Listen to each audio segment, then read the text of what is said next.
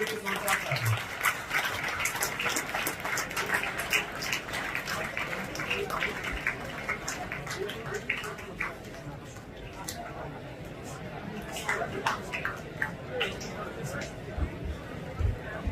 से बेहतरीन की तलाश करो, मिल जाए नदी तो समंदर की तलाश करो।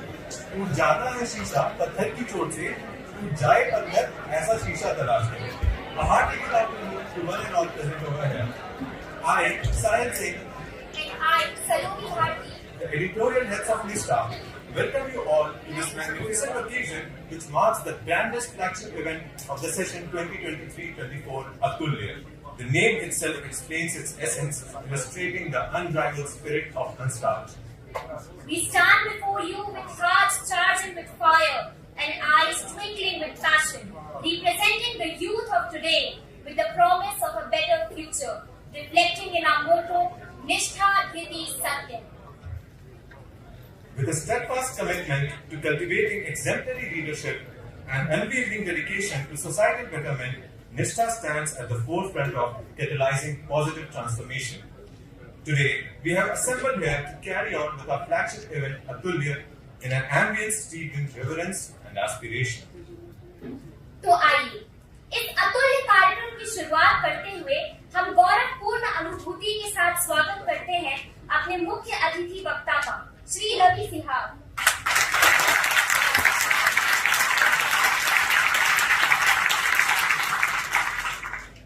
मैं निष्ठा के कन्वीनर डॉक्टर प्रभांशु ओझा सर से निवेदन करूंगी कि वह रवि सिहाग सर को सम्मानित करें।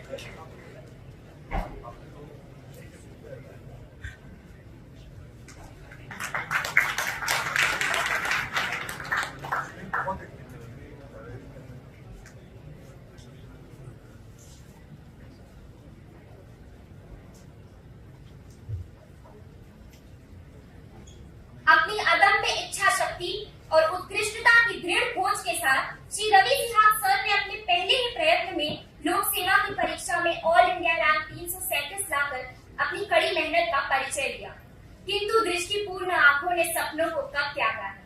सर ने सफलता के पांवों को छूकर 2 बार और लोक सेवा की परीक्षा दी और इस प्रकार इस प्रतिष्ठित परीक्षा में 3 बार अपने मजबूत इरादों को साबित किया।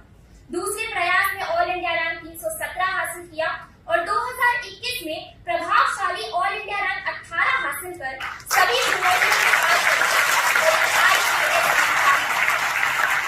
उनकी सफलता और अंतिम लक्ष्य की निरंतर खोज की कहानी ने देश भर में कई उम्मीदवारों को प्रेरित किया है। हिंदी मीडियम में परीक्षा देकर शीर्ष पर लाने के बाद उन्होंने ये साबित कर दिया कि साहस, समर्पण और सफलता केवल पश्चिमी भाषा बोलने वालों के पास नहीं होती। सर, आप हम जैसे सैकड़ों छात्रों के लिए प्रेरणा है जो लोक सेवा के आकांक्षी हैं। अब मैं निष्ठा की ओर से रवि सिहाग सर को इस मंच पर आमंत्रित करना चाहता हूँ।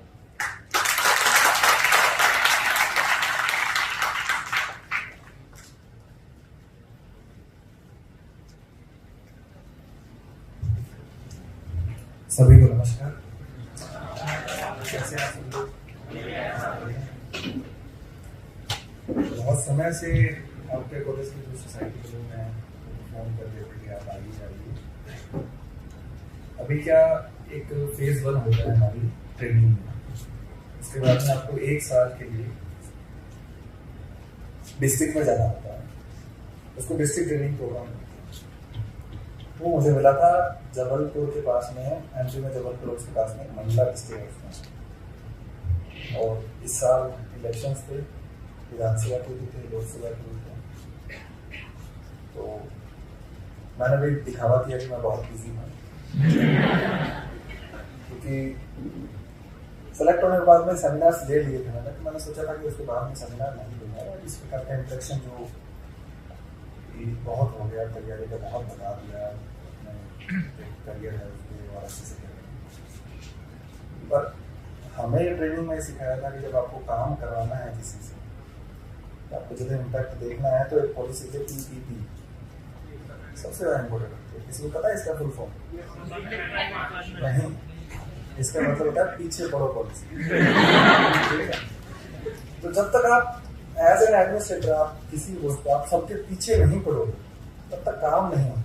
ठीक है, तो जनरली काम होते हैं, लेकिन कुछ कामों के लिए आपको बहुत फॉलो अप लेना पड़ता है। तो आपके कॉलेज की जो सोसाइटी है वो काफ़ी PPP पॉलिसी से मेरे इम्प्लीमेंट की मुझ पर, और फाइनली मैं आज आपके सामने। अभी मैं ये लिख रहा था कि आज का टॉपिक क्या है। ठीक है, unveiling secrets of success powering civil service. ठीक है, आवाज आ रही है ना मेरी सबको? मैं शुरू में थोड़ा सा धीरे बोलता, नर्वस होता हूँ। तो 2-3 चीजें मैंने लिखी थी कि सिविल सर्विसेज ही क्यों और किसको प्रिपरेशन करनी चाहिए सिविल सर्विसेज की। ठीक है, वाई सिविल सर्विसेज है तो दुनिया भर के आपने इंटरव्यू देखे तो सोशल मीडिया यूट्यूब पे आपको बहुत ज़्यादा लोग मिलते हैं कि इस तरीके से पढ़ लो, सिविल सर्विसेज में ये होता है वो होता है। इसका कुछ अच्छा परिणाम भी है, कुछ बुरा परिणाम भी है। अच्छा परिणाम ये है कि सबको पता लगने लग गया कि सिविल सर्विसेज में जाके क्या क्या इम्पैक्ट डाल सकते हो। बुरा परिणाम ये है कि कुछ चीज़ें सोशल मीडिया पे दिखाई जाती हैं सिविल सर्विसेज के बारे में, भौकाल है। ये है गाड़ियाँ चलेगी 5 साल, एकदम से TM की एंट्री, रोड एंट्री, तो उससे प्रेरित होकर भी कुछ लोग तैयारी करने लगे। ये कुछ प्रभाव है सोशल मीडिया। अच्छा प्रभाव ये है कि बहुत सारे लोगों को पता चलता है कि लोग करते क्या हैं सिविल सर्विस में जाकर, तो उनको ये लगता है कि हमें भी ये काम करना है अपनी लाइफ में, तो फिर वो एक प्रेरणा उनको मिलती है, मोटिवेशन मिलता है, तो वो अपनी तैयारी को शुरू करते हैं। ठीक, अब उसके बाद में वाई टू प्रिपेयर में यही चीज बोली थी मैंने। 2 एस्पेक्ट होते हैं सिविल सर्विसेज की लाइफ के। ठीक है, पहला एस्पेक्ट है आपकी व्यक्तिगत जीवन और दूसरा है आपका प्रोफेशनल लाइफ। ठीक, प्रोफेशनल लाइफ का जो मेरे से बड़े बड़े काफी वक्ता होंगे जो सर्विसेज में होंगे, वो आपको दे के गए होंगे, बता के गए होंगे कि किस प्रकार की लाइफ है। मुझे व्यक्तिगत रूप से बहुत ही खूबसूरत, बहुत ही अच्छी सर्विस लगी है 1 साल। ठीक, जो मैंने सोचा था, जिस विचार को लेकर के मैं तैयारी करने लगा था, उस विचार के आसपास लगी है। मतलब जो मैंने सोचा था कि ये कर सकते हैं, तो कर तो बहुत सकते हैं अगर आप चाहें। कोई भी फील्ड हो, अगर आपने ठान ली है कि इस फील्ड में अच्छा कर सकता हूँ और अगर आप मेहनती हैं तो बहुत बड़ा इम्पैक्ट कर सकते हैं। ठीक है, लेकिन अगर आपने वो सोशल मीडिया को दुष्प्रभाव वाला वीडियो देख के अगर आप आए हैं जिसमें आपको सिर्फ रॉयल एंट्री, कारें, सायरन्स, पत्तियां, उन सबसे आपको प्रेरणा मिलती है, तो फिर परेशानी का सामना करना पड़ सकता है। क्यों करना पड़ सकता है? क्योंकि काम बहुत ज्यादा है इस सर्विस में। रॉयल एंट्री थोड़ी सी होती है। ठीक है, तो थोड़ी सी रॉयल एंट्री के लिए इतना काम करना तो कॉस्ट बेनिफिट नहीं होगा। इसलिए अगर स्पिरिट ये है कि कुछ चेंज करना है, वो अगर आप में इच्छा शक्ति है कि कुछ परिवर्तन आपको लेकर के आने हैं, तो फिर आपको सिविल सर्विसेज देना चाहिए। और अगर आपको लगता है कि मुझे परिवर्तन नहीं ला करके मेरा उद्देश्य दूसरा है, तो फिर आपको सोचना पड़ सकता है। ठीक है, कईयों का पैसा कमाना हो सकता है, बहुत सारी चीजें होती है, लेकिन सबसे बड़ा मोटिवेशन तो यही होना चाहिए। प्राइवेट जॉब में ज्यादा पैसे होते हैं यहाँ से, तो किसी का वो ऑब्जेक्टिव है तो सिविल सर्विसेज उसके लिए उपयुक्त नहीं है। ठीक है, तो ये हो गया पॉइंट की वाई टू प्रिपेयर। समाज का जो कमजोर तबका है ना, जिसके पास कुछ नहीं है, उसको बहुत कुछ दे सकते हैं। अपने कोई किस्से नहीं सुना मैंने क्या किया क्या नहीं किया, क्योंकि मैं वहां पे प्रोबेशनर था और एज ए स्टूडेंट बन के गया। तो मैंने देखा है कई लोगों को, DM को, काफी सीनियर ऑफिसर्स को, जिन्होंने ठाना है और ठान के बहुत अच्छा इम्पैक्ट सोसाइटी में किया है। तो ये अगर आपका मोटिवेशन है तो ये आपको करना चाहिए। रही बात पर्सनल लाइफ की, थोड़ा कम समय मिलता है। प्राइवेसी के बारे में, जिनको राइट टू प्राइवेसी पसंद है वो जरूर सर्विसेज की तरफ कमेंट ना करें तो अच्छा रहेगा, क्योंकि आपकी कोई पर्सनल लाइफ वैसे होती नहीं है, ठीक है। हर व्यक्ति की नज़र में आप रखते हो, ठीक है। इस प्रकार का स्वभाव मिलता है। सैटरडे नहीं मिलते आपको, संडेज मिल जाते हैं कई कई, इसमें आपको शांति से बैठना होता है घर पे। ये सब एक बेसिक मैं आपको आइडिया दे रहा हूँ, लेकिन परिवर्तन के लिए बहुत कुछ है, ये बता रहा हूँ। मुझे व्यक्तिगत रूप से बहुत अच्छा लगा, बहुत मैंने अच्छा सीखा, बहुत मजा आया मेरे को काम करके एक साथ, क्योंकि एक मोनोटोनस होती है ना जॉब। कई बार बहुत सारे जो को प्राइवेट जो कंपनीज में काम करते हैं वो लोग आते हैं कि सिविल सर्विसेज करनी है, डाइवर्सिटी बहुत है। तो डाइवर्सिटी के जो लोग होते हैं उससे भी ज्यादा है, बहुत डाइवर्सिटी है। अगले दिन आपको कुछ नया करने को मिलेगा, नया सीखने को मिलेगा, अगले दिन कुछ नया आपके पास टास्क कर रहे हैं, अच्छा ये करना है।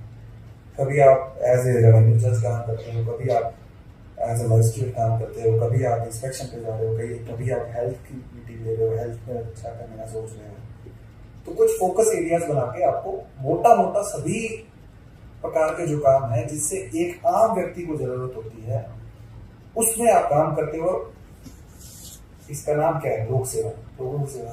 तो लोक सेवा में तो आपका बहुत अच्छा योगदान हो सकता है, ठीक। अब इसकी पूर्व शर्तें क्या है? पूर्व शर्तें क्या है? 2-3 चीजें। पहला पॉइंट है कि आपके अंदर मोटिवेशन होना चाहिए सेवा का। दूसरे मोटिवेशन से भी आप सेलेक्ट हो सकते हैं, लेकिन उसके बाद में कई लोगों को थोड़ी सी दिक्कत आती है। दिक्कत किस बात की आती है कि उनको लगता है कि यार काम तो बहुत है, भोगाली भी है, लेकिन पर्सनल टाइम नहीं है, तो वो थोड़ा सा तो आपको कॉम्प्रोमाइज करना पड़ेगा। एक हमारे बहुत अच्छे ऑफिसर थे, बोलते हैं कि लोग ये बोलते हैं कि सर्विसेज में काम बहुत है, तो वो बोलते हैं कि आपको किसी ने पीले चावल तो नहीं दिए थे कि आप इस एग्जाम को भरें या फिर इसके पास करें, ठीक है। तो ये सब चीजें थोड़ी सी रियलिस्टिक बात करवाना है। दूसरी बात, तैयारी कहाँ से शुरू करनी है? तैयारी कॉलेज के दौरान शुरू कर सकते हैं, लेकिन कॉलेज टाइम की उसकी कॉस्ट पे नहीं है, ठीक है। कि कॉलेज का हम सारा कुछ छोड़ रहे हैं और सिर्फ प्रिपरेशन कर रहे हैं। कॉलेज को टाइम देना बहुत जरूरी है, ठीक है। क्योंकि मैं बहुत ज्यादा कॉलेज नहीं गया था, इसलिए मुझे कॉलेज की अहमियत ज्यादा पता है। हमारे पास जो होता है ना उसकी महत्व हमें कम समझ आता है। हमें वो grass is greener on the other side, दूसरी थाली में लड्डू बड़ा दिखता है, ये सारी चीजें, ठीक है। तो कॉलेज लाइफ को जब आप छोड़ते हो तब आप उसको मिस करते हो। जैसे मैं सब था हमारे साथ में अकेडमी में हम लोग 7-8 महीने रहे, तो हमें लगता था फील्ड में गए थे, फील्ड में गए तो गर्मी से ये लगा कि अकेडमी ठीक थी।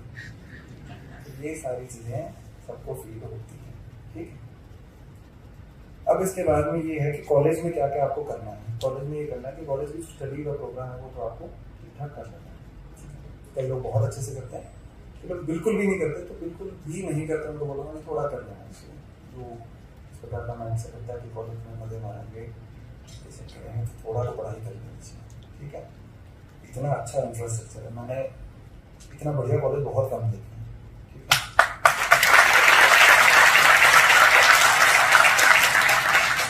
इतनी अच्छी आपके पास लाइब्रेरी है, इतनी बुक्स हैं। आपके जो लाइब्रेरी को संभालते हैं वो कह रहे थे कि बस बच्चे आके बता दें मुझे कौन सी बुक्स चाहिए, हम उनको अवेलेबल कराएंगे, ठीक है। तो आपको किसी को पढ़ने का शौक है तो आपके लिए इतनी बढ़िया चीज़ है, इतना अच्छा माहौल है बेसिकली आपके साथ में सर्किल है, ठीक है। तो ये सब चीज़ें भी आपके पास बहुत अच्छी हैं। अब कल्चरल इवेंट्स भी होते हैं, किसी को शौक होगा गाने बजाने का, किसी को डांस का शौक होगा, किसी को पेंटिंग का होगा, तो वो भी एक हॉबी आप रख लें, क्योंकि आगे चल के बहुत काम आती है, ठीक है। मेरी कोई हॉबी थी इंग्लिश लिटरेचर बना के यूपीएससी में फॉर्म भरना है, और हॉबी पे बड़े डिस्कशंस चलते थे। हालांकि वो क्वेश्चंस नहीं पूछते हैं, अगर आप छोड़ भी देते हैं हॉबी का कॉलम, तो आपको वो इतना होता है कि सर मैं मिडिल क्लास फैमिली से हूँ, इतना कभी टाइम मिला नहीं कि इस प्रकार के शौक रखता है हमने। तो एक हॉबी आपको रखनी चाहिए, फिर मैं बता रहा हूँ।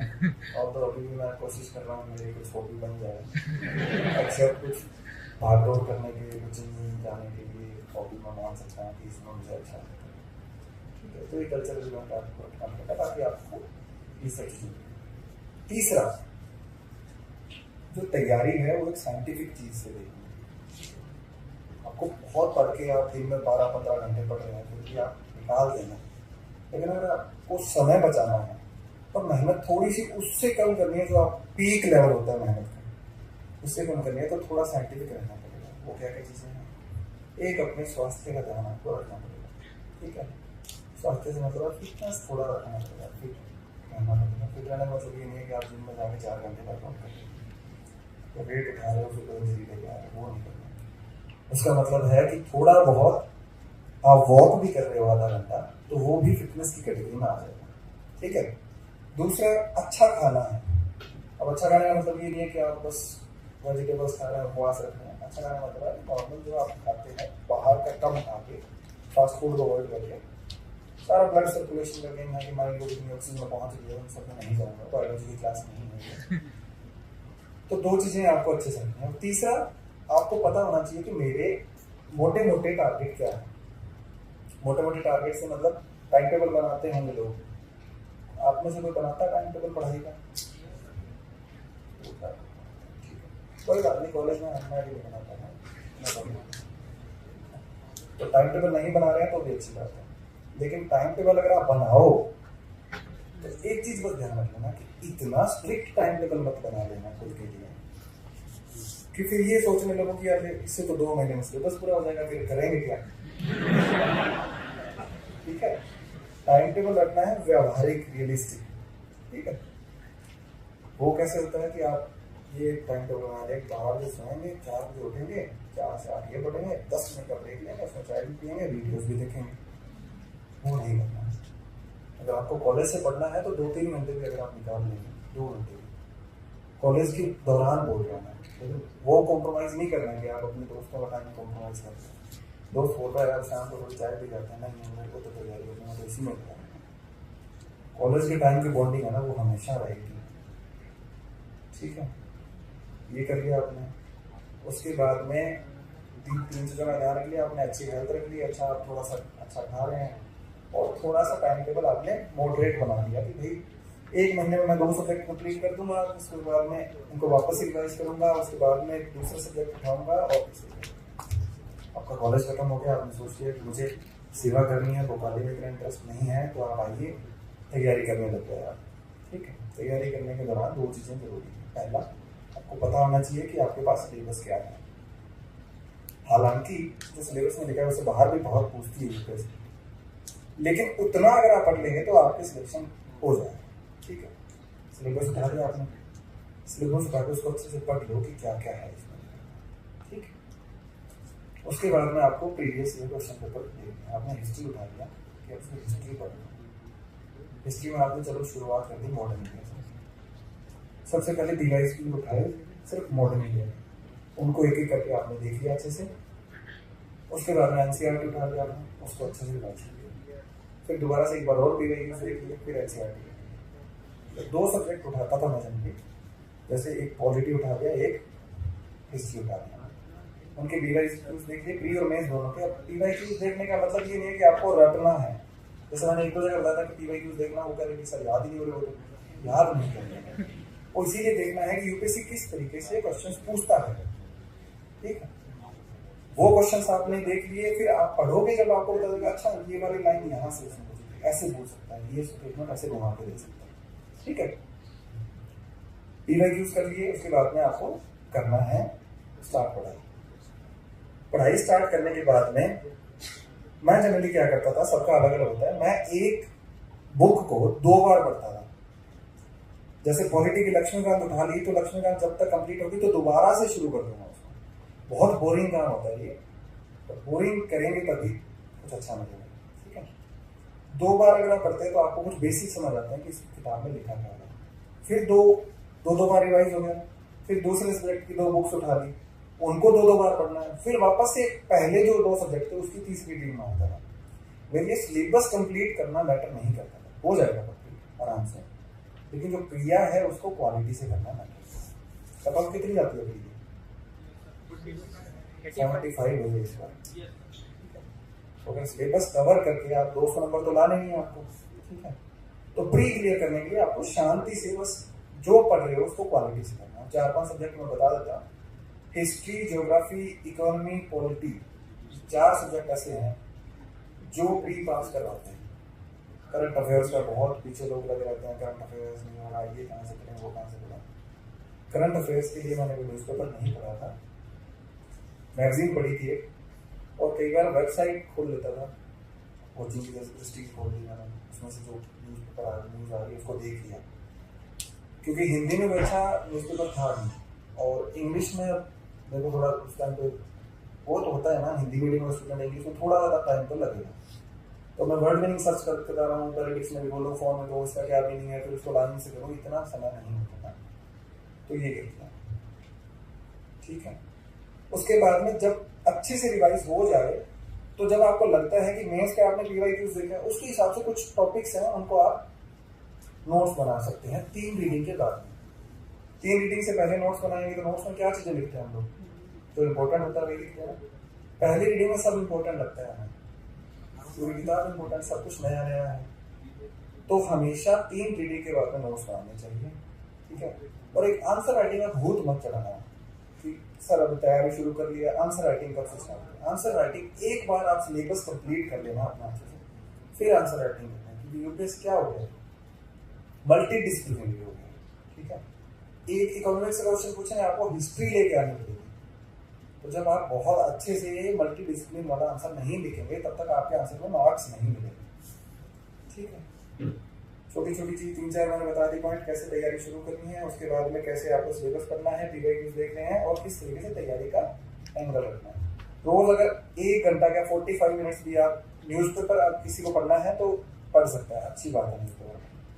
अगर वो नहीं पढ़ सकता तो कोई वेबसाइट फॉलो कर लो, आजकल यूट्यूब पे हर डेली न्यूज़पेपर एनालिसिस होता है, वो कर लो, और एक मैगजीन पढ़ लो कोई भी कोचिंग की, ठीक है। एक मैगजीन पढ़ लो तो दोनों में करंट अफेयर्स चल जाएंगे। बहुत ज्यादा करंट अफेयर्स पढ़ने का कोई औचित्य नहीं है, आप लिख सकते हैं ये बात अपने नोट्स में, ठीक है। उसके बाद में ऑप्शनल चूज करना है, बहुत लोग बोलते हैं ऑप्शनल कैसे चूज करें, ऑप्शनल में दिक्कत आती है।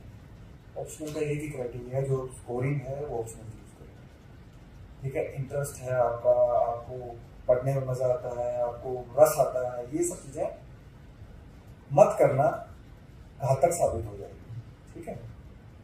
तो ऐसा ऑप्शनल बिल्कुल मत ले लेना जो स्कोरिंग नहीं है लेकिन आपको इंटरेस्ट बहुत आता है। तो आपका ऑब्जेक्टिव क्या है, क्या है ऑब्जेक्टिव आपका, बताइए। सेलेक्ट होना है, लोक सेवा करना है, ठीक है। तो सेलेक्ट होने के लिए आपको जरूरी नहीं है विद्वान बहुत ज्यादा हो तभी सिलेक्ट होंगे, विद्वान तो आप बनेंगे, जिन सब्जेक्ट को पढ़ेंगे उनमें आपको पारंगत हो जाएंगे, लेकिन ऐसा ऑप्शन ले लो जो छोटा हो और स्कोरिंग। आपको लिस्ट पता होगी, सब लोग इतने वेल इन्फॉर्म्ड होते हैं आज के टाइम पे, ठीक है। तो वो ऑप्शनल चूज करना है, और ऑप्शनल को बहुत डेप्थ में करना है, ऑप्शनल बहुत अच्छे स्कोर देता है। इस बार 350 तक गए ऑप्शनल मार्क्स, 500 में से 350 सिर्फ ऑप्शनल में आते हैं, और 1000 में से 450 आते हैं GS में। तो बाबा सबको पता होगा कि ऑप्शनल कितना इम्पोर्टेंट है, ये सब चीजें होंगी। एक ऐसे का पेपर आता है, तो ऐसे के पेपर के लिए कुछ चीजें हैं कि आपको एक तो पूरा सिलेबस आपका कंप्लीट होना चाहिए। फिर ऐसे का सबसे बेस्ट तरीका है कि आप ऐसे लिखो बहुत सारे, और जो टॉपर्स हैं उनके ऐसे लिखो, ठीक है। मैंने हिंदी मीडियम में कुछ टॉपर्स कैसे लिखे थे, कुछ इंग्लिश मीडियम में लिखे थे। तो एक प्लॉट होता है ना, प्लॉट, आप उसको कितना बांध पाते हो, आपका बिखराव नहीं होना चाहिए। आपने शुरू कहाँ से किया, फिर इधर जा रहा है, फिर इधर जा रहा है, फिर इधर, थोड़ा इधर उधर जाएगा तो वो बढ़िया है, लेकिन अंत में उन सभी प्लॉट को बांधने की कला होनी चाहिए। वो दो इस लेक्चर में तो आपको नहीं बता पाऊंगा कि कैसे बांधते हैं, क्योंकि ये तो प्रैक्टिस होगा। और वो रहीम का दोहा है कि जो जानत है सो बोलत नहीं, बोलत है सो जानत नहीं। जिसको पता है तो वो बोल नहीं सकता, जो बोल रहा है उसको पता नहीं। तो प्लॉट बांधने की कला तो आपको अपनी प्रैक्टिस से ही आएगी। अब उसमें आप एग्जाम्पल्स डाल सकते हो, शेर शायरी डाल सकते हो, आप कोई अच्छी कोटेशंस डाल सकते हो, आप कोई पोएट्री डाल सकते हो, हिंदी इंग्लिश। ऐसा नहीं है इंग्लिश मीडियम का व्यक्ति है तो शायरी नहीं लिख सकता, शायरी इंग्लिश में लिखो ना, रोमन में लिखो, ठीक है। शायरी लिखो, कुछ अच्छी बुक्स पे रेफर करो, बुक्स को कोट करो। ये सारा मटेरियल आप अगर थोड़ा सा मेहनत करेंगे तो बुक्स की जो आती है ना समरी, उसमें से आप देख लो, बुक्स की कुछ समरी लिख लो, फिर आपको पता लग जाएगा। एजुकेशन में आएगा तो ये वाली बुक कोट करनी है, हेल्थ पे आएगा तो किसी ने हेल्थ में बहुत अच्छा लिखा है, बरते सेन लिखा है, तो वो वाली बुक कोट करनी है, इन्वायरमेंट पे आएगा तो वो वाली बुक कोट करनी है। इस तरीके से आपको कुछ कोटेशंस प्लॉट को बांधना है, बहुत सारे उसके डायमेंशंस क्रिएट करने हैं और लास्ट में उन डायमेंशन को एक लॉजिकल कंक्लूजन पे लेके आना है। क्योंकि ऐसे में लिखा हुआ है ना यूपीएससी में आप जो पढ़ोगे कि ऐसे के टॉपिक के जितना नजदीक आप जाके उसको लिख सकते हो उतना नजदीक। ऐसे टॉपिक किसी ने ऐसे देखे हैं अभी कैसे आ रहे हैं, फिलोसॉफिकल आ रहे हैं, समझ आते हैं? नहीं आते। इसीलिए वो कहते हैं कि जितना पास जा सकते हो उतना पास जाना है। वो ये नहीं करेंगे आपको समझ के लिखना है, क्योंकि समझ में आएंगे नहीं तो लिखेंगे क्या। इसलिए उसके आसपास का भी हम अगर लिख देते हैं अपनी बेसिक अंडरस्टैंडिंग से तो वो बहुत अच्छा हो जाता है। और फिलोसॉफी क्लास से मैं तो बहुत प्रशंसक हूँ यूपीएससी का कि इस प्रकार के ऐसे उन्होंने शुरू किया, क्योंकि रियल नॉलेज है ना, रियल नॉलेज और भाषा पे रियल कमान है, वो इस प्रकार के ऐसे नहीं आपको नजर आती है कि आप कितना उसको पा सकते। ठीक है, ये हो गया मोटा मोटा पढ़ाई का तरीका। 2-3 चीजें कुछ चीजें अवॉइड करनी है वो बता देता हूँ, 4-5 चीजें अवॉइड करनी है। पहला, बहुत सारे रिसोर्सेज नहीं लेने हैं। उसके नोट्स आ गए, वो उसकी क्लास आ गई, वो सर अब नया करंट का लेक्चर दे रहे हैं, बहुत बढ़िया है, उसको पढ़ने से लिया था। मैं पूरी तरह से आप पे छोड़ता हूँ कि आपको कौन सा करना है, लेकिन एक करना है। करंट की मैगजीन पढ़ रही हो तो एक मैगजीन पढ़नी है, पॉलिटी की बुक पढ़ रहे हो तो एक बुक पढ़नी है, थोड़ा थोड़ा दूसरी से ले सकते हो, लेकिन ऐसा नहीं है 3 बुक आपने एक साथ पढ़ी। आप एनसीईआरटी पढ़ रहे हो मॉडर्न इंडिया की, उसके बाद स्पेक्ट्रम पढ़ रहे हो, नहीं, एक पढ़ लो स्पेक्ट्रम। मॉडर्न इंडिया की एनसीईआरटी अगर पढ़ रहे हो छोटी है, उसमें कुछ आपको टॉपिक स्पेक्ट्रम से लाने पड़ेंगे, लेकिन पूरी स्पेक्ट्रम नहीं पढ़नी। क्या ऑब्जेक्टिव है? सेलेक्ट होना है, विद्वान होना नहीं है। ठीक है, तो ये चीजों का ध्यान रखना। दूसरा ध्यान क्या रखना है कि अपनी लिमिट्स को पुश करना है जब एग्जाम बिल्कुल पास आ जाए। जैसे अभी कितना टाइम बचा प्री को, 1 महीने का राउंड बचा, तब आप लिमिट पुश करोगे। मैं जनरली बोलता हूँ कि हर व्यक्ति को 7-8 घंटे सोना चाहिए अगर वो पढ़ रहा है। 8 घंटे सो के भी उसके पास 16 घंटे हैं, वो 8-10 घंटे भी पढ़ रहा है तो काम चल जाएगा, 6 घंटे फिर भी उसके पास बचे हैं। लेकिन एग्जाम के पास फिर ये फंडा काम नहीं करता। एग्जाम के पास आपको 6 घंटे सोना, फिर आपको वही फोकस करना है। लेकिन एक्सरसाइज या फिर वॉक, वो आधा घंटा आपको निकालना है। ठीक है, मैं एग्जाम के दिन भी सुबह सुबह वर्कआउट करके गया था, मेंस में भी ऐसे ही जाता था। अब वो मेरे को आदत पड़ गई है पता नहीं मुझे, लेकिन उसका इम्पैक्ट अच्छा होता था कि आपका सर्कुलेशन ब्लड का जितना अच्छा होगा उतना आपका ब्रेन ज्यादा फंक्शन करेगा। ठीक है, इसके अलावा एक और पॉइंट है कि दोस्त आपको रखने हैं तैयारी में, लेकिन इतने ज्यादा नहीं रखने कि वो पर्पस खत्म हो जाए। 2-3 दोस्त आपके हैं, वो मोर देन इनफ है, क्योंकि ज्यादा दोस्त रखने पर कई बार फिर आपके दोस्त सहायक भी होते हैं और बाधक भी बन जाते हैं। ठीक है, तो ये सब चीजें का ध्यान रखना है। और किसी को कोई डाउट है, कोई और चीज बतानी है तो मैं बता सकता हूँ, लेकिन अब मैं स्ट्रेटजी बताने लग गया हूँ, बुक लिस्ट बताने लग गया हूँ, वो सभी पता है।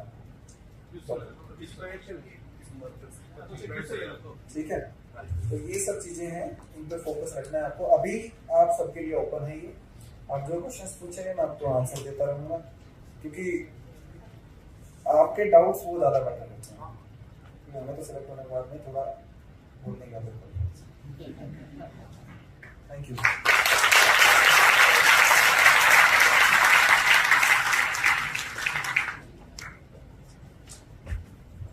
हम सब आपके ज्ञानवर्धक बातों के लिए हृदय से आपका पूर्ण आभार व्यक्त करते हैं सर। आपका सार्वजनिक सेवा के प्रति समर्पण और देश के प्रति प्रतिबद्धता हम सभी के लिए उत्प्रेरणा का कार्य करता है। We are truly honored to host a persona such as you. Now we call on the audience to put forth their queries.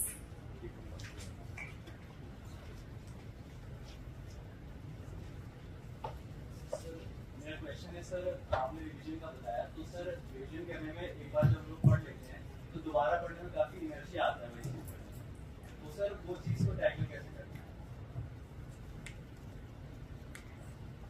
देखो इनर्शिया तो आएगा ही यार, बना भी तो तुम्हें क्या रहे हैं। ठीक है, अगर बहुत इजी होता केक वो होती तो फिर तो सारे ही कर देते ना। तो जो इस चीज से लड़ेगा वही निकलेगा, कोई शॉर्टकट नहीं है। पिछली बार भी 1-2 बार मैंने लिया था कि सर याद नहीं होता उसकी, इसकी अगर कोई दवाई होती तो मैं खाता सबसे पहले, कोई दोस्तों को बताता, सीक्रेट होता तो कोई राज नहीं है। इनर्शिया यही है कि उसको दोबारा से एक दिन बैठ जाओ सुबह सुबह बढ़िया, अगर चाय कॉफी पीते हो तो या नहीं पीते हो तो बैठ जाओ, लग जाओ, 2-3 चैप्टर में इनर्शिया आएगा, उसके बाद में वापस से तुम्हारा सही हो जाएगा।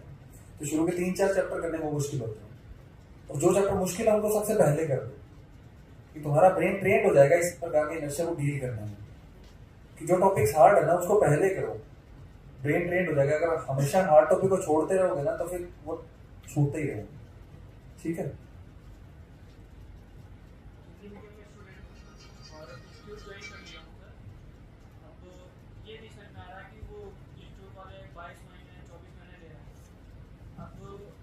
वो बोलते हैं कि अभी साल भर मेहनत करो, प्रैक्टिस करो, ये करो, वो करो, ये चलती रहती है। अब हम लोगों को लग रहा है कि इतना तो हम खुद से कर सकते थे, इंस्टीट्यूट के चक्कर में पड़ के हम लोग फंसे महसूस कर रहे हैं। तो अब ये नहीं समझ आता कि इंस्टीट्यूट के थ्रू चले, अपनी स्ट्रेटेजी बनाए खुद से, तो ये नहीं समझ आता है कि करें क्या। एक तो फंसा महसूस कर रहे हैं, ऊपर से 2-3 साल की एनर्जी अपने इंस्टीट्यूट को दे दी है, अब क्या करेंगे नहीं समझ आता। और 21 वाला एग्जाम दिए थे, मेंस भी लिखे थे, अब सबसे पीटी क्वालिफाई हो रहा है, अब क्या करें। पीटी तो इस बार का क्वालिफाई इसलिए नहीं हुआ क्योंकि सबको पता है बहुत मुश्किल सीजन है, और जो कैट जो क्लियर करते हैं उनका नहीं होना, कुछ कई लोगों ने। दूसरा है कि देखो, तुम अगर उसको छोड़ सकते हो तो छोड़ दो, नहीं छोड़ सकते तो जैसा मैंने बताया कि ग्रास इज ग्रीनर होता है अदर साइड। जीन पॉल सार्त्रे नाम का फिलोसोफर था, उसने कहा कि आप 2 ऑप्शन चूज करते हो, A and B. A is 60 good 40 bad, B is 40 good 60 bad. A choose करेंगे सारे के सारे लोग। जब ए चूज करेंगे ना तो हमें बी के 40 अच्छे अच्छे दिखेंगे, ए वाले नहीं दिखेंगे कभी, ठीक है। तो एक माहौल भी चलता है, या तो ग्रुप का माहौल चलता है कि यार वो तो खराब है, कोचिंग वाले भी निकालते हैं और सेल्फ स्टडी करते हैं वो भी निकालते हैं। ऐसा नहीं है कि कोचिंग जो करता है वो निकाल नहीं पाता, या कोचिंग वाले बिल्कुल बनाते हैं, नहीं पढ़ाते हैं, ठीक है। तो मैंने तो जैसे जीएस खुद से किया था तो कर लिया था, कोचिंग में होता तो कोचिंग वाला पढ़ के करता। लेकिन इसका मतलब ये नहीं है कि आप उसको इस तरीके से परसीव करते रहो कि अब मैं थका सा महसूस कर रहा हूँ, मेरी तो लाइफ खराब कर दी इसने। उन्होंने कुछ तो कॉन्सेप्ट बिल्ड किए होंगे, ठीक है। तो वहां तक ही उनकी चीजें लो जहां तक तुम्हारा रैशनल माइंड एक्सेप्ट करना चाहता है, ठीक है। उतना भी बुरा नहीं, अगर तुम तटस्थ होकर सोचोगे तो कोचिंग ने इतना भी नुकसान नहीं किया किसी का, ठीक है। मैं किसी को यहाँ पे वो तो करने आया नहीं, मैं बस ये कहना चाह रहा हूँ कुछ अच्छी बातें उसमें भी होगी। अगर तुम्हें लगता है कि वो ज्यादा टाइम वेस्ट कर रहे हैं तो छोड़ के तुम जो बुक लिस्ट है, जो सेल्फ तैयारी करते हैं वहां से लेके खुद से प्रिपेयर करो, और सीसेट पे फोकस करना शुरू करो, क्योंकि सीसेट की वजह से एग्जाम रुक रहे हैं। पिछले 2 सालों में कट ऑफ जो कम गया है वो सीसेट की वजह से गया है, ठीक है। और मैथ्स बहुत हार्ड आई है, ठीक है। तो उनको वहीं तक एक्सेप्ट करो जहां तक तुम्हारा ब्रेन चाहता है कि एक्सेप्ट करो, कि हमें किसी ने बाध्य नहीं किया है वहां पे क्लास ज्वाइन करने। अगर तुम्हें लगता है कि कोई सब्जेक्ट, जैसे मान लो इकोनॉमिक्स अच्छा पढ़ा है तो इकोनॉमिक्स वहां से पढ़ लो। तुम्हें लग रहा है कि ज्योग्राफी में खुद से अच्छे से कर सकता हूँ तो ज्योग्राफी खुद से कर, ठीक है। बाध्य नहीं होना किसी, ठीक है। हेलो सर, मेरा नाम जतिन धर्मंता सर। मेरा क्वेश्चन है कि सर जैसे विगत वर्षों में हम देख रहे थे यूपीएससी का जो रिजल्ट है, रैंक है, लगातार बढ़ रहे थे और सिलेक्शंस भी बढ़ रहे थे, लेकिन प्रेजेंट टाइम में जैसे हम 2023 का रिजल्ट देखें तो इसमें सिलेक्शन और रैंक लगातार कम हो रहे हैं। तो सर इसमें क्या होता है कि हिंदी माध्यम के जो बच्चे हैं, हिंदी माध्यम के लिए बोल रहा हूँ स्पेशली, हिंदी माध्यम के बच्चे देखते हैं कि हम हिंदी माध्यम से हैं, सिलेक्शन भी नहीं हो रहे, लगातार कम होते जा रहे हैं सिलेक्शन और रैंक भी कम होती जा रही है। तो सर इससे हमारा कॉन्फिडेंस लेवल भी टूटता है और फिर हम देखते हैं हिंदी माध्यम से रहना ठीक है या गलत है। 55 बच्चे सेलेक्ट हुए थे ना जो पिछली बार जिनकी रैंक अच्छी आई थी, उसमें से 13 बच्चों का प्री निकला था इस बार, सिर्फ 13 बच्चों का। तो हमें डिमोटिवेट होना है तो पहले कारणों की जांच पड़ताल कर लें, ठीक है, कि क्यों कम हुआ था, क्यों नहीं हुआ था। हिंदी मीडियम के लोग कितने एग्जाम देते हैं बताओ, ठीक है। एटलीस्ट तुम्हारे पास 2-3 साल का है तो सही कि ट्रैक रिकॉर्ड अच्छा है।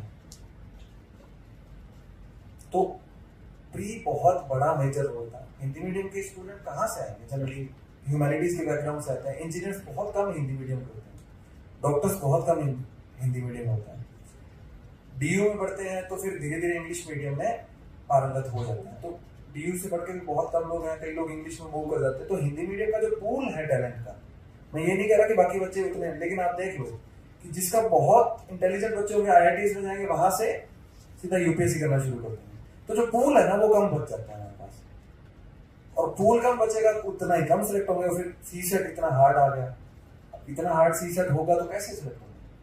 13 बच्चे 55 में से जो फाइनल पे सिलेक्ट हो चुके हैं, उनका प्री नहीं निकला।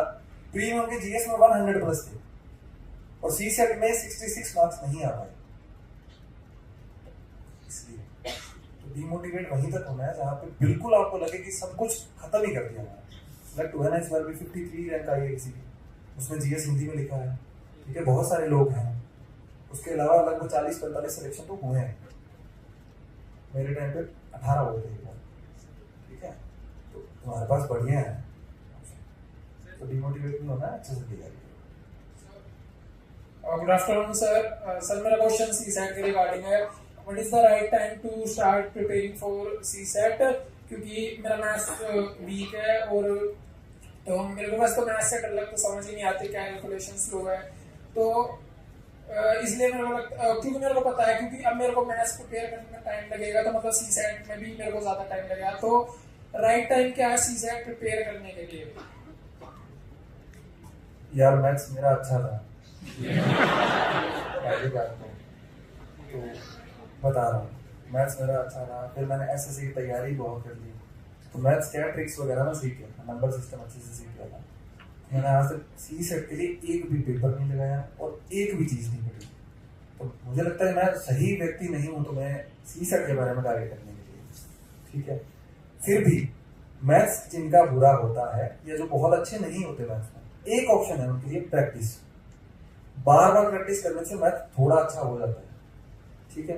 तो प्रैक्टिस कब से स्टार्ट करनी है? अभी से स्टार्ट करना है। अगर तुम्हें लगता है कि मैथ्स बुरा है, क्योंकि भाई जब प्री पास करोगे, सी सेट पास करोगे, तभी तो मेंस लिखने को मिलेगा ना, तो अभी से स्टार्ट कर दो। उसमें नंबर सिस्टम अच्छे से स्टार्ट कर लो, कॉम्प्रीहेंशन अच्छे से देखना शुरू कर दो, बेसिक रीजनिंग उसमें आती है, ठीक है। नंबर सिस्टम जिसकी कमांड है, सी सेट में लगभग 7-8-10 क्वेश्चन आते हैं नंबर सिस्टम, उतने में आपका मतलब 1/3 सी सेट कंप्लीट हो जाएगा। और मैथ्स में ये तो होगा नहीं कि 2 इंटरप्रिटेशन निकलेगी, आंसर तो एक ही आएगा। कॉम्प्रीहेंशन में फिर भी आपको लगता है कि ये भी ऑप्शन हो सकता है, ये भी ऑप्शन हो सकता है, मैथ्स में तो एक ही ऑप्शन आएगा। तो अभी से शुरू कर दो, नंबर सिस्टम पे फोकस कर लो। ये बेसिक होती है, एवरेज होती है, प्रॉफिट लॉस होता है, बोर्ड वाले होते हैं, जो रेल वाले क्वेश्चन होते हैं, वो सारे शुरू कर दो, इनसे पूछती है यूपीएससी, ठीक है। अभी से शुरू कर दो। कौन से ईयर में? तो फिर फाइनल ईयर से शुरू, ठीक है। अभी कॉलेज कर। नमस्ते सर। सर आपने बोला था कि वो ऑप्शन बोल रहे हैं जो स्कोरिंग हो, लेकिन आपके सर सब्जेक्ट में होता है, सर कौन से होता है? यार जो पिछले कुछ सालों का एनालिसिस है उसमें मैथमेटिक्स है, वो बहुत स्कोरिंग सब्जेक्ट है।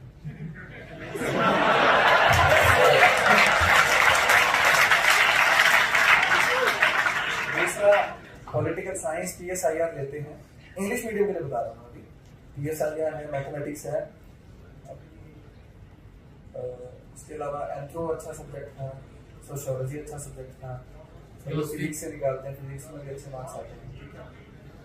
ये सारे हैं ऑप्शनल इंग्लिश मीडियम के। उसके अलावा भी ऑप्शनल है, मुझे ज़्यादा जानकारी नहीं है। हिंदी मीडियम में कम स्कोप बचा है यार ऑप्शनल के मामले में, धीरे धीरे सिकुड़ता जा रहा है हिंदी मीडियम ऑप्शनल के मामले में। हिंदी साहित्य अच्छा है, हिस्ट्री अच्छा है, संस्कृत साहित्य अच्छा है, हिंदी का नहीं है फिर भी हिंदी से थोड़ा सा ज़्यादा कनेक्ट कर लेते हैं।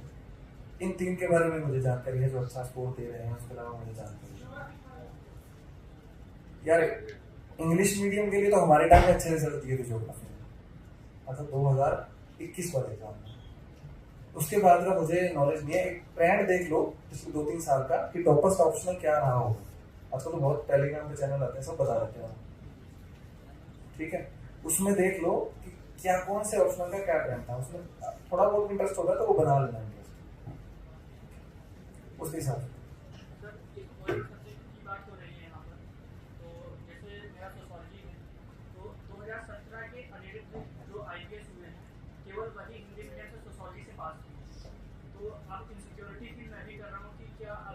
चेंज कर लो, चेंज कर लो उसको, सोशियोलॉजी में मत करो। अब कंप्लीट हो गया वो तुम्हारे उसमें सोसाइटी वाले पेपर में नाम आ जाएगा। 80-90 नंबर का पेपर आता है, GS1 का पैनल। मतलब मैं तो सलाह यही दूंगा, पढ़ा हुआ वेस्ट नहीं जाएगा। सोसाइटी का 80 से 90 नंबर का क्वेश्चन आता है। मैं थोड़ा ब्लंट हूँ इस मामले में, पर सोशियोलॉजी मत करना। मतलब कोई सोशियोलॉजी का स्टूडेंट होगा उनके लिए पूरा नहीं है ये बात, उनकी जो करियर है उसमें बहुत अच्छा है। लेकिन यूपीएससी में हिंदी मीडियम के लिए स्पेशली इंग्लिश में बहुत अच्छा सकता है। हिंदी मीडियम है क्योंकि उनके टर्म्स है ना वो बहुत ही क्लिष्ट हिंदी में है, ठीक है, मातृवंशीय पितृवंशीय, तो थोड़ा सा जैसे टेक्नोलॉजी जो है, जैसे उनको अपनी लिपि में हिंदी में लिखने तो वैसे काम नहीं चलता है, जैसे कि चल पाएगा, पर इतना ट्राई एंड टेस्ट करना चाहोगे क्या? तुमने मेंस दिया था, कितने मार्क्स आए थे सोशियोलॉजी में? मेरी कम थे ना? मैं पूछूंगा नहीं कितने थे एग्जैक्ट, कम थे तो तुम्हें आइडिया लग गया होगा कि पेपर कैसा दिया था, तुम्हें क्या एक्सपेक्टेशंस थी और उसमें कितने मार्क्स थे। उसके बाद मैंने पढ़ाई बंद की नहीं, उसके बाद मेरी उसको पढ़ाई होगा। एक और देख लिया जाए, एक बार और आजमा लिया जाए, ठीक है, देख लो। मैं तो सलाह दूंगा कि अच्छा ऑप्शनल नहीं है। और कोई क्लास? जल्दी से।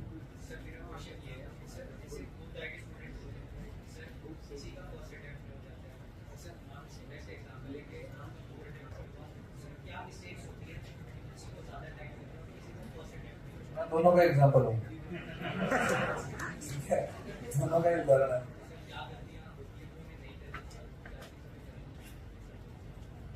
यार गलतियां जैसे कुछ चीजों पे आप फोकस कर सकते हो, मतलब दूसरी बार जब मेरा हुआ तो मेरे को कुछ समय भी ऐसा लगा था कि यार तो बहुत बढ़िया स्टूडेंट हूँ, मेरा कैसे हो रहा है, लेकिन फिर धीरे धीरे मेरे को समझ आया कि यार गलतियां तो है, ऐसे में मेरे कम आए थे, ऐसे में मैंने बहुत फोकस किया, ऑप्शनल में मेरे अच्छे आ रहे थे, GS वाले में कम आ रहे थे, एथिक्स में कम आए थे, तो उन पे तो फोकस किया था।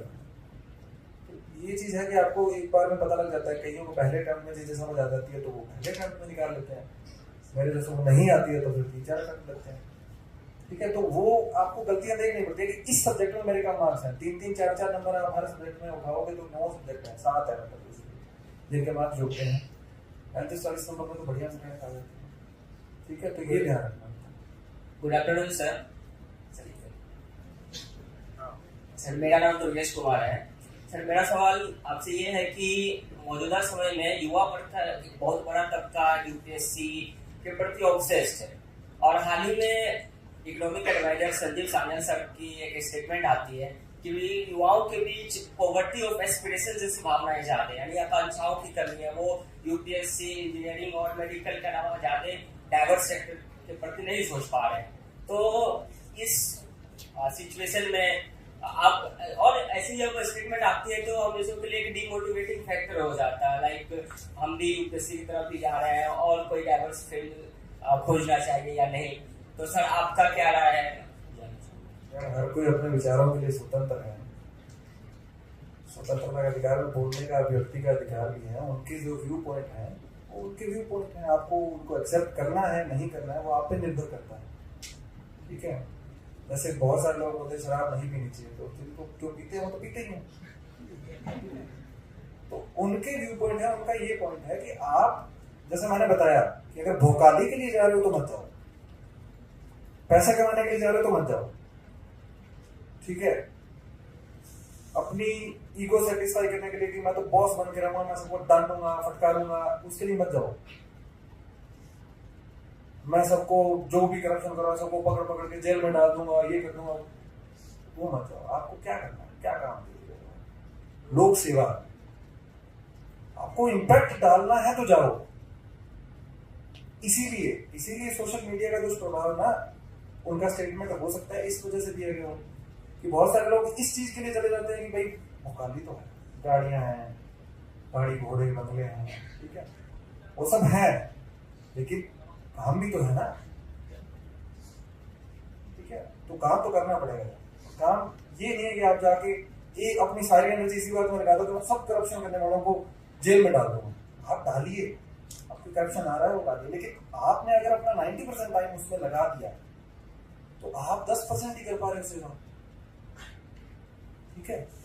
आपको फोकस रखना है कि जो लाभार्थी है, जो एंड में खड़ा है, उस तक पहुंच जाए चीजें। बस आपने एक सड़क बनवा दी गांव तक, कितना, अब ठीक है, उसमें अगर आप ये लगे रहो कि नहीं भाई मैं तो सारी चीजें करूंगा, तो सिस्टम से आप कितना लगे, आपको सड़क बनवा दिया, ठीक है। आपने सबके नाम कोई सरकार की योजना हेल्थ की, उसमें जुड़वा दिया, आपने सबके नाम राशन की कोई योजना उसमें जुड़वा, घर में राशन पहुंच रहा है, घर में उनके हेल्थ का इंश्योरेंस हो गया है, उनके लाइट पहुंचवा दिया आपने, उनके बच्चों को आपने स्कूल भेज दिया, स्कूल में आप इंस्पेक्शन करने गए, आपने बढ़िया सबको इंस्पेक्शन कर दिया, कोई खराब है उसको आपने उस पर एक्शन ले लिया, वो है रियल। आप सिर्फ भोकाली मारने जा रहे हो तो फिर उसके लिए नहीं है। सॉरी सर के लिए जो ऐसा मोटिवेशन से मोटिव से जाना चाह रहा है उनके लिए नहीं है, फिर वो परेशान होंगे और फिर बाकी सबको भी परेशान करना है। ठीक है, और कोई सवाल? Good afternoon sir. Sir my self Divyanshi Jamwal. Sir मैं अभी फर्स्ट ईयर की स्टूडेंट हूँ, तो मेरा क्वेश्चन ये है कि मुझे अभी फर्स्ट ईयर में किन सोर्सेज के साथ प्रिपरेशन स्टार्ट करनी चाहिए कि मैं अपनी ग्रेजुएशन के साथ साथ प्रिपरेशन भी मैक्सिमम कंप्लीट कर लूँ? अभी मत करो।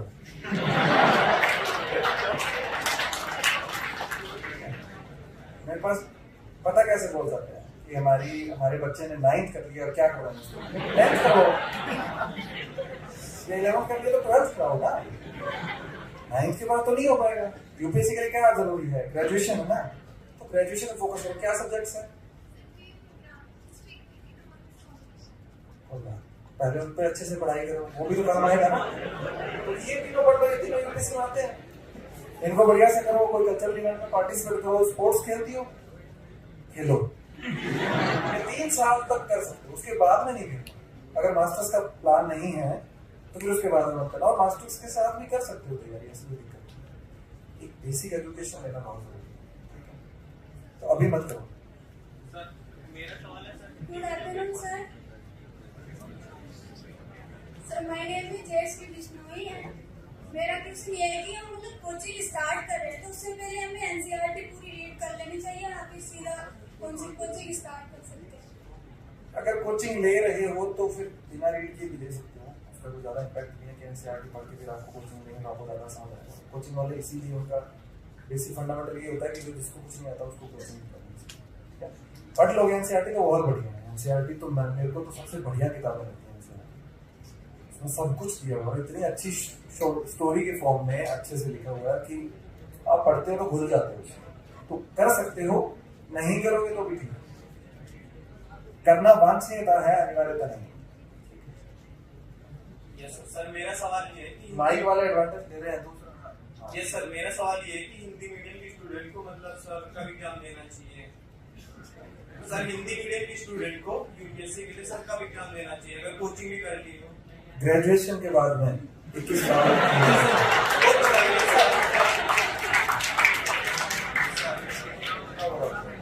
सर मतलब मेरी एज 30 साल हो गई, मैंने भी मतलब कोचिंग कर रखा है, मतलब अभी कंप्लीट नहीं है। अच्छा। लेकिन सर मैं अगले साल मतलब एग्जाम देना चाहता हूँ। दे दो, अगले साल दे दो।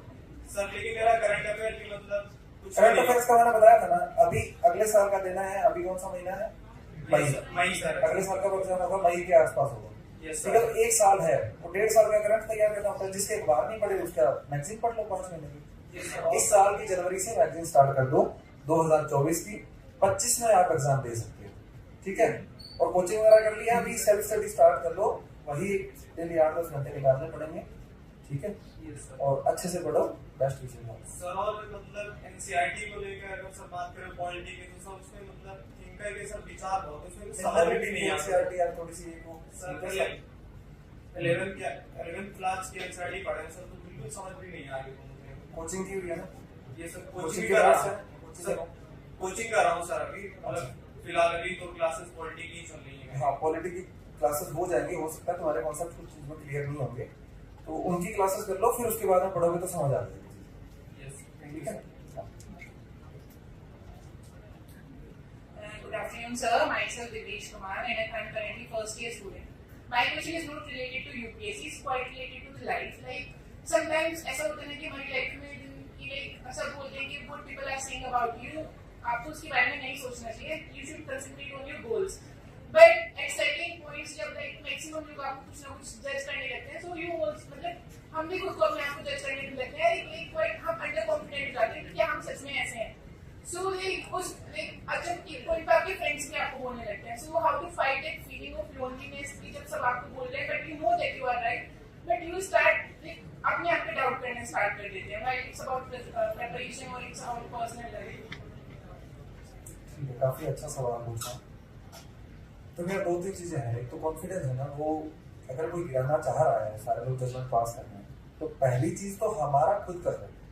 कई बार क्या हमें लगता है कि सारे लोग जज कर रहे हैं, पर असल में वो जज कर नहीं रहे होते। ठीक है, वो सरप्राइज हो रहे होते हैं कि यार ये तो अलग है, ठीक है। हमें भी कई बार लग जाता है कि यार वो जज करेगा ये काम करना, तो पर नहीं करते लोग, ठीक है। पहला पॉइंट तो हमारी गलती भी हो सकती है। दूसरा कि अगर जज कर भी रहे तो तुम्हें वो चीजें सोचनी है कि मैंने अपनी लाइफ में क्या क्या किया है। तुम डीयू में पढ़ रहे हो, ये अचीवमेंट है तुम्हारी। बहुत सारे बच्चे नहीं पढ़ पाते, कितने लोग पढ़ते हैं डीयू में पूरे देश में, डीयू तो बेस्ट है ना, तो वो भी तो अचीवमेंट है ना तुम्हारी। तुमने क्लास में हमेशा से अच्छा किया होगा परफॉर्म, वो भी अचीवमेंट है ना तुम्हारी। तो तुम्हारे पास है अपनी अचीवमेंट, अपने कॉन्फिडेंस को बूस्ट करने के लिए। मैं तो यही सोचता था कि जब डाउट होता था कि यार 12th में तो अच्छे मार्क्स आए थे, तो पढ़ने में तो ठीक ही नहीं है, जरा कोई बात नहीं। 12th में अच्छे मार्क्स आए थे, कॉलेज में भी ठीक ठाक कर लिया था यार, बिना कॉलेज जाए भी। 10th में भी अच्छे मार्क्स आ गए थे, एसएससी भी निकाल लिया था, तो निकल जाएगा। खुद को मोटिवेट मतलब खुद के मार्क्स ही कर देता था, क्योंकि और कोई था नहीं ना मोटिवेट करने के लिए। या फिर किसी का देख लो, अगर किसी को वीडियोस देखने से मोटिवेशन मिलता है, तो मुझे ज्यादा मिलता नहीं था, लेकिन अगर मिलता है तो गलत नहीं है ये, मिलता है तो करना चाहिए, ठीक है। पहले मैं नहीं बिलीव करता था मोटिवेशन से, लेकिन अभी मेरे पास कई स्टूडेंट आ गए जो सेलेक्ट हो गए, उन्होंने कहा कि हमने आपकी कोई वीडियो देखी थी, उससे मोटिवेशन मिला, तो अब मैं थोड़ा बिलीव करने लगा हूँ कि हो सकता है ऐसा। तो तुम्हारे पास है अचीवमेंट है, तुम डीयू में बढ़ रहे हो, ये बड़ी बात है, आगे से बढ़ना है। नमस्ते सर। सर मेरा नाम विष्णु कुमारी है और मैं बीएससी सेकेंड ईयर में हूँ। सर आजकल जो कोचिंग को लेकर सर बहुत सारे कंफ्यूजन क्रिएट हो रहे हैं। कोई कोचिंग है जो 2 साल में प्रिपरेशन करा रहा है, कोई है जो 1 साल में तैयारी करा रहा है। तो सर क्या करें, कोचिंग ले या ना ले? और सर फ्रेशर्स के लिए कोचिंग जरूरी है, तो फिर क्या? नहीं, जरूरी नहीं है फ्रेशर्स के लिए कोचिंग। ऐसा कुछ नहीं है कि कोचिंग करके ही आप निकाल पाओगे, बिल्कुल नहीं है, ठीक है। बिना कोचिंग के निकाल लोगे आप, अगर आपके पास अच्छे से देखो यार, यूट्यूब पे हर चीज़ पड़ी है, गूगल पे हर चीज़ पड़ी है, आप टॉपिक्स उठाओ। अब ऐसे कोई टॉपिक है नहीं कि आपको बिल्कुल ही नहीं पता हो, कि सुने ही नहीं है। कॉन्स्टिट्यूशन सबने सुना है, बेसिक इकोनॉमी सबको पता है, डिमांड सप्लाई क्या होती है, ठीक है। कि जब प्याज होते हैं तो उनका पीछे से सप्लाई बंद हो जाती है, रेट महंगे हो जाते हैं। बेसिक इकोनॉमी सबको आती है, जनरल स्टडीज है, ठीक है। उसके आप पढ़ो एनसीईआरटी से समझ आएगा। नहीं पढ़ोगे तो यूट्यूब पे कोई भी चीज़ का डाल दो, आपको कोई ना कोई टीचर मिल जाएगा समझाने। वो भी एक तरीका है कि आप बिना कोचिंग के कर सकते हो। लेकिन अगर आपको लगता है कि मेरे में बिल्कुल ही कॉन्सेप्ट क्लैरिटी नहीं है, या फिर मेरे को लगता है कि एक अच्छा सा सिस्टमैटिक रेडीमेड टाइप में मेरे को कुछ समझा दे, तो फिर आप कोचिंग कर लो। वो तो ये है कि होले होले करना है या फिर देर से करना है। लेकिन मैं 2 साल के फेवर में कम हूँ, तो मतलब मुझे लगता है कि 1 साल के अंदर पढ़ा के छोड़ देना चाहिए बच्चे को, भाई अब सेल्फ स्टडी करो, ठीक है। जब तक उसको छोड़ेंगे नहीं ना फील्ड में ठोकरें आने के लिए, तब तक सीख के नहीं आएगा, ठीक है।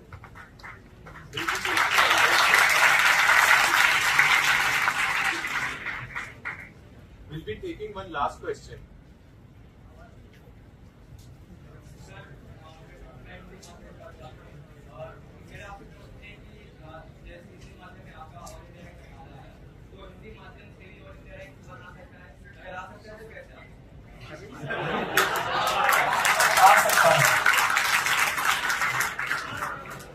पढ़ाई करनी पड़ेगी और ज्यादा, मतलब और ज्यादा मेहनत करनी पड़ेगी, और थोड़ा बहुत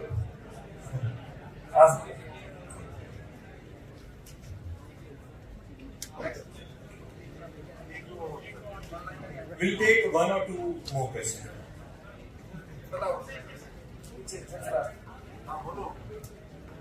बोलो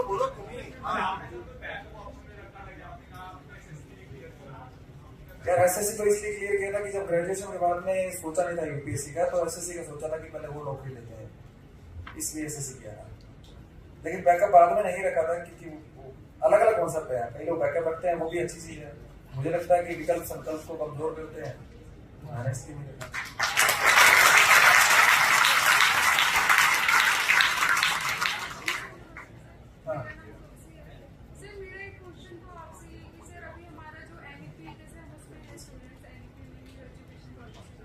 तो इसमें हमारा 4 साल का है कि हम अगर ग्रेजुएशन के साथ साथ में एमए भी फर्स्ट ईयर कर सकते हैं।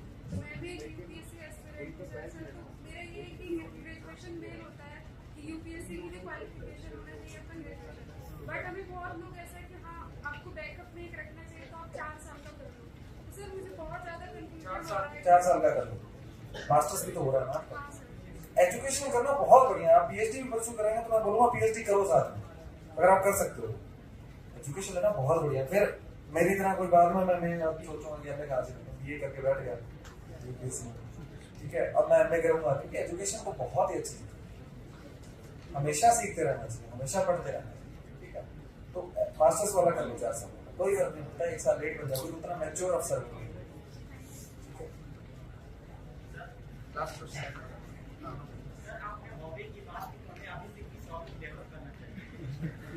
जिसमें इंटरेस्ट हो उसको डेवलप करना चाहिए। और तुम्हें ये हॉबी है कि पैराग्लाइडिंग करनी है तो वो तो नहीं हो पाएगी, बच्चे स्पोर्ट्स करते वो नहीं हो पाएगा। तो जो अभी आपको प्राप्त है, जो साधन आपके पास है या जो आपका रुचि है उसके अकॉर्डिंग आप हॉबी डेवलप करिए। तो गेम में रुचि है तो गेम कर लीजिए, आर्ट में रुचि है वो कर लीजिए, गप्पे लड़ाना में रुचि है तो वो भी होती है। Thank you so much everyone for your curious questions. और रवि सर ने सभी प्रश्नों का ध्यान विस्तार से उत्तर दिया, इसलिए उनका बहुत बहुत धन्यवाद। Coming to the end of this session, we would like to thank our network partner Think Scholar for facilitating this event. It is a one-stop platform for career guidance, networking, and educational support. Now we would like to call upon our president, Mr. Ashwamesh Singh, to culminate this session with his vote of thanks.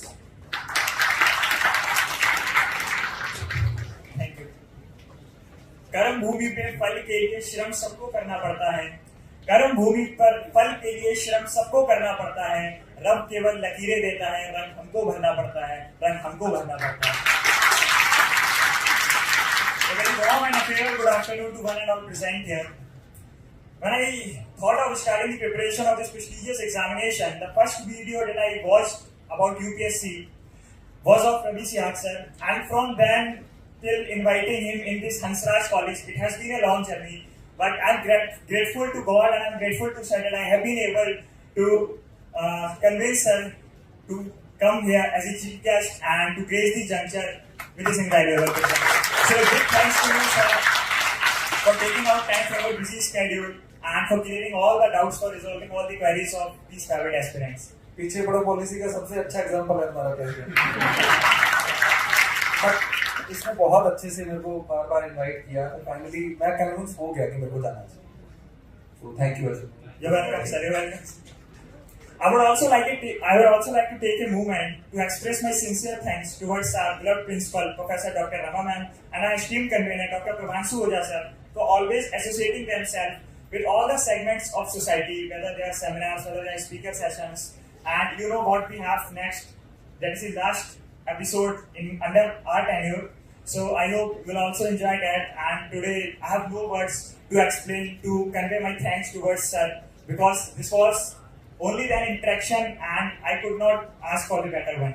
So a big thanks to our principal, to our esteemed convener, and to all the two teachers who have supported us throughout this journey. I would also like to express my warmest gratitude towards my team, who behind the scene have ensured that they should put in all the activities together and make this event successful. So a big thanks towards my team as well.